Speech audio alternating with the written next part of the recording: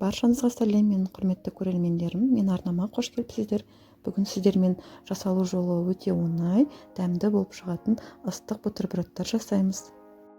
Наны қытырлақ, ортасы жұмсақ, ірімшігі созылып, өте керемет болып шығады.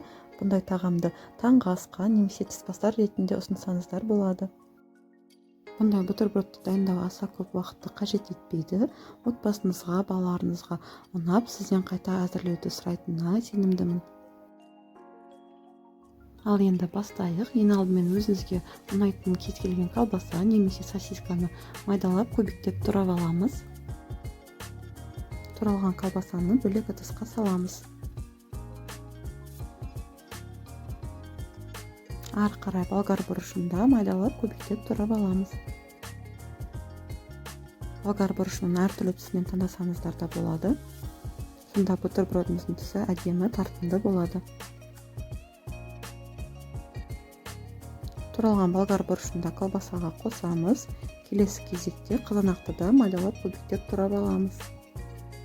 Қызанақтың сулы емес, етті түрін таңдағандарыңыз жөн. Қызанақты да турап қостық. Енді қалаған ас көктеріңізді майдалап тураймыз. Мен укроп қостым.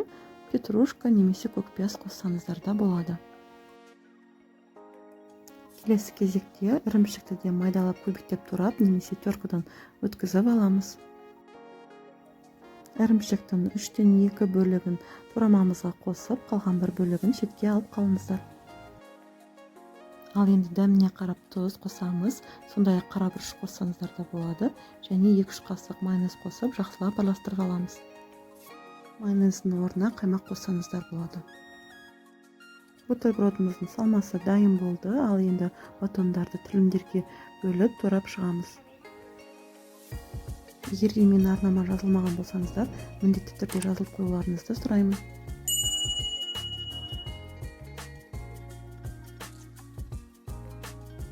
Пергамент төселген табаға нанымызды жайғастырып шығамыз.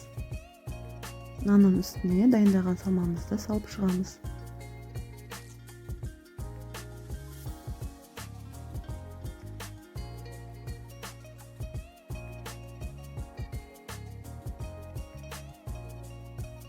Ендігі кезекте бір бөлігін алып қойған ірімшігімізді салып шығамыз. Ірімшікті көбірек қоссаңыздар да болады, сонда өте дәмді болады. Бутербродтарымызды 180 градуста қызып тұрған пешке 10 минутқа салып аламыз. Осымен біздің ыстық қытырлақ бутербродымыз дайын болды. Пиццадан еш кем емес. Міндетті түрде дайындап көріңіздер. Видеом сіздерге пайдалы болды деген ойдамын. Егер де рецептім ұнаса, лайк басып, комментарий қалдырып кетіңіздер. Арнама жазылмағандарыңыз жазылып қойыңыздар. Астарыңыз дәмді болсын.